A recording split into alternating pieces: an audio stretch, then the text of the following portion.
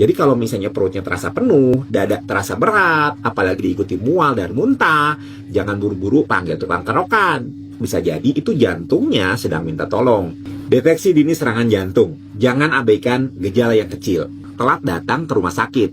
Banyak yang bilang, "Dok, tadi saya kira cuma masuk angin, makanya saya tahan aja." Padahal itu udah tanda-tanda awal serangan jantung. Nah, mari kita kupas bagaimana deteksi dini itu bisa menyelamatkan nyawa. Dan kenapa gejala kecil itu jangan pernah dianggap remeh. Pertama, gejala klasiknya itu nyeri dada. Tapi jangan membayangkan selalu seperti di film ya. Tiba-tiba dadanya itu diremas sampai jatuh ke lantai. Banyak pasien bilang rasanya itu cuma ngilu, sesak kayak ditindih beban, atau nyerinya menjalar ke tangan kiri. Nah, kalau rasa itu muncul terutama saat aktivitas, atau memberat saat kamu beraktivitas, lalu mereda saat istirahat, itu jangan dianggap enteng.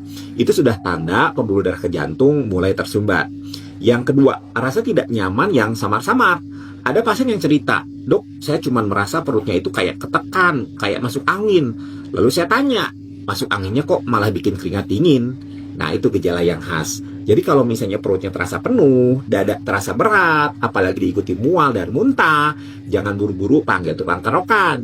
Bisa jadi itu jantungnya sedang minta tolong. Yang ketiga, nafas pendek atau sesak mendadak. Pernah ada pasien yang datang dengan keluhan seperti asma. Ternyata bukan asma, tapi serangan jantung. Kenapa bisa begitu? Karena saat aliran darah ke otot jantung itu terganggu, pompa jantung jadi lemah, cairan itu numpuk di paru-paru, akhirnya nafas jadi berat, dada terasa sempit. Jadi kalau tiba-tiba sesak tanpa sebab yang jelas, apalagi saat di malam hari, segera waspada. Yang keempat, keringat dingin tanpa alasan. Saya pernah ditanya, "Dok, kenapa tiba-tiba badan saya itu basah kuyup padahal nggak panas dan nggak olahraga?" Nah, itu salah satu tanda tubuhnya itu sedang stres berat akibat jantung kekurangan oksigen. Jadi kalau misalnya tiba-tiba keringat dingin itu muncul barengan nyeri dada atau pusing, jangan dianggap biasa. Tubuh kamu itu sedang kasih alarm darurat. Yang kelima, pusing dan lemas yang berlebihan. Banyak orang mengira ini karena kurang tidur atau gula darahnya drop. Padahal bisa jadi jantungnya itu sedang gagal memompa darah ke otak. Kalau pusingnya itu datang tiba-tiba, disertai penglihatan yang kabur, atau bahkan hampir pingsan, segera periksa, bawa ke rumah sakit, ke IGD. Jangan ditunda sampai jatuh beneran di jalan ya. Yang keenam, detak jantungnya itu tidak teratur. Ada pasien yang cerita, "Dok, waktu saya merasa nggak enak dadanya, jantung saya itu kayak ngebut tanpa sebab, terus kadang kayak berhenti sebentar, saya pusing, hampir pingsan." Nah, itu bisa jadi tanda aritmia yang muncul sebagai bagian dari serangan jantung. Kalau dibiarkan, bisa berujung pada henti jantung mendadak. Jadi jangan tunggu sampai seperti mesin motor yang tiba-tiba mati sendiri di lampu merah ya. Yang ketujuh, gejala samar pada wanita dan orang tua. Perlu diingat, serangan jantung pada wanita itu kadang tidak ditandai nyeri dada yang khas. Gejalanya bisa berupa kelelahan ekstrim, gangguan tidur, nyeri punggung, atau rasa panas di perut. Nah, begitu juga pada lansia. Tanda-tandanya itu bisa lebih halus.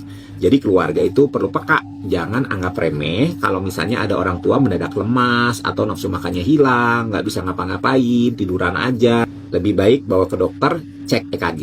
Kedelapan, gejala ringan yang sering diabaikan. Ada pasien yang bilang, "Ah dok, kemarin cuma sakit dada sebentar, sekarang udah hilang." Nah, itu bisa jadi angina alias peringatan awal. Kalau kamu abaikan, frekuensinya semakin sering, itu bisa berkembang jadi serangan jantung total. Jadi jangan tunggu sampai nyerinya itu 10-10 baru datang ke IGD ya.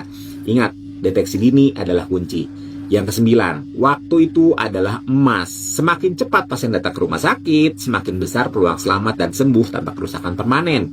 Idealnya, dalam 2 jam setelah gejala pertama muncul.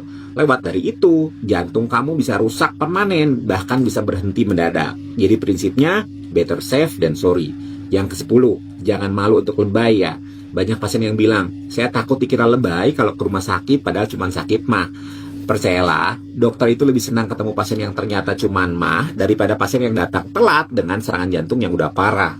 Jadi kalau misalnya ragu, langsung periksa. Lebay itu lebih baik daripada datang terlambat.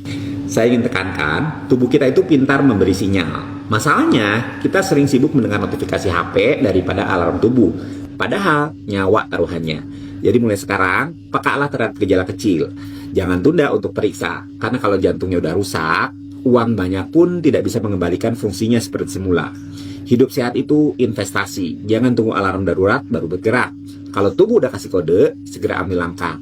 Ingat pepatah, Lebih baik mencegah daripada mengobati. Tapi lebih buruk lagi, kalau udah tahu gejalanya, tapi tetap dibiarkan. Share video ini supaya orang terdekat Anda tahu. Karena siapa tahu, satu share dari Anda bisa menyelamatkan satu nyawa.